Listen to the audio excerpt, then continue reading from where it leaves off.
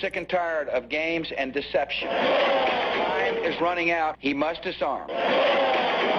The world came together, and we have given him one last chance to disarm. So far, I haven't seen any evidence that he is disarming.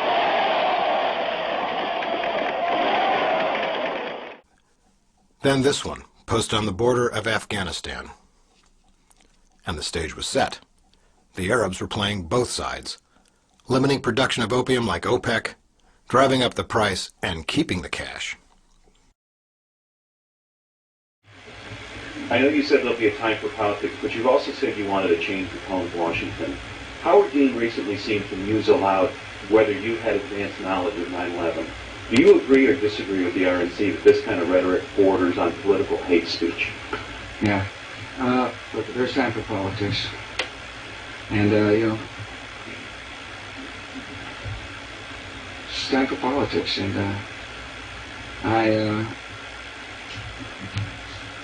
it's some absurd insinuation. The signs that an event like 9/11 was in the making were slowly becoming evident, such as strategic presidential pardons like Roger Clinton, John Deutsch, Sandy Berger, and Mark Rich, and signs erected on the border of Pakistan and Afghanistan by the Taliban. But these signs were the culmination of centuries of signs that taken individually meant nothing, but together are a clear and present danger started in the not-so-distant past. It's a funny thing about signs. They come in every shape, size, color, and format. Some are on streets, some are headlines, such as federal spending on paper shredding increased more than 600% during the George W. Bush administration. In 2000, the Fed spent $452,000 to make unpleasant truths go away. By 2006, the Cheney effect had bumped that number up to 2.9 million. What are they shredding? Unneeded old documents or facts? The volume says a lot. Pentagon Project Able Danger, that was tracking the whereabouts and movement of money, nations, and the Red Team pilots prior to 9/11, produced 3.5 terabytes of documents that were mysteriously and inexplicably all shredded. Kurt Weldon is still waiting for a reason. Carl Sagan once said, "Extraordinary claims require extraordinary proof." I would posit extraordinary plans require extraordinary planning. We will later look at the common behavior of outgoing presidents and executive pardons and what signs can be read there. But first, some history to better understand the underlying causes of most of the exported democracy our founding fathers did not approve of. Which steps to 9/11 are germane to this discussion that precipitated the movement of military and money before and after 9/11? And why was Pakistan elected as a friend, while Afghanistan, Iraq, and Iran a foe?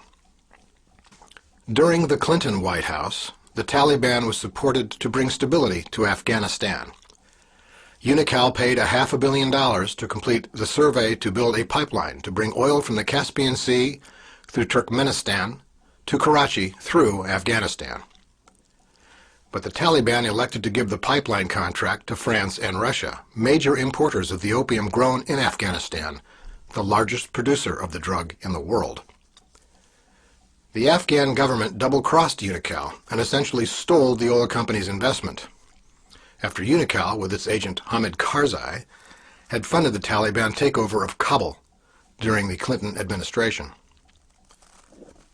The Taliban, with the CIA and the Pakistani ISI, had coordinated the growing, processing, and distribution of opium under the Reagan administration during the Russian occupation of Afghanistan, thus funding the Mujahideen and Al-Qaeda as their proxy fighters to fight the godless communists. Muslims are not allowed to kill other believers regardless of their faith, but godless soldiers are fair game. This CIA program fomented Islamic fanaticism and coincidentally addicted Russian soldiers to opium and heroin as part of the covert war against communism. This CIA and ISI-sponsored scheme reinforced, or rather entrenched, an expanded opium industry in Afghanistan, with Pakistan a full partner. Distribution flowed to Saudi Arabian ports, also overland through Iran, into Turkey, and then on to the Balkans and Kosovo. After the Russian occupation of Afghanistan had ended, Afghan opium flowed through Tajikistan and Uzbekistan into Russia. The 1990s were heady times for drug producers and drug addicts.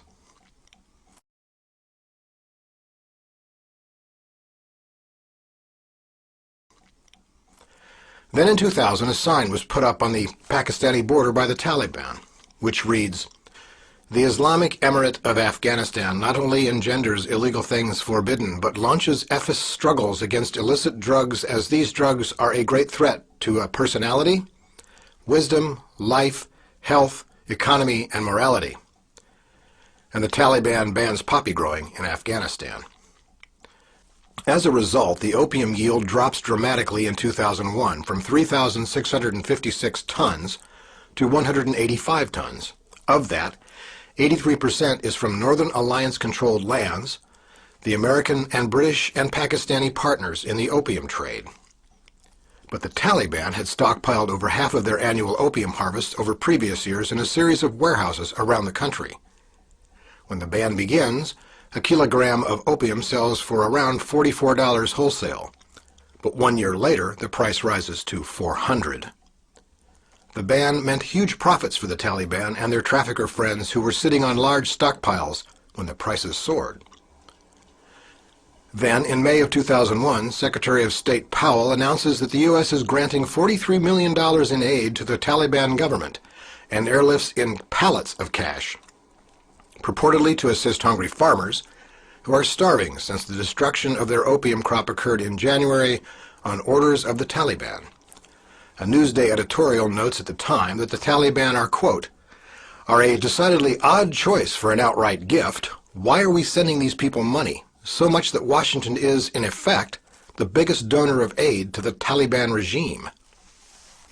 One can then ask, why were Britain and America the major partners in the war on terrorism and the invasion of Afghanistan and Iraq?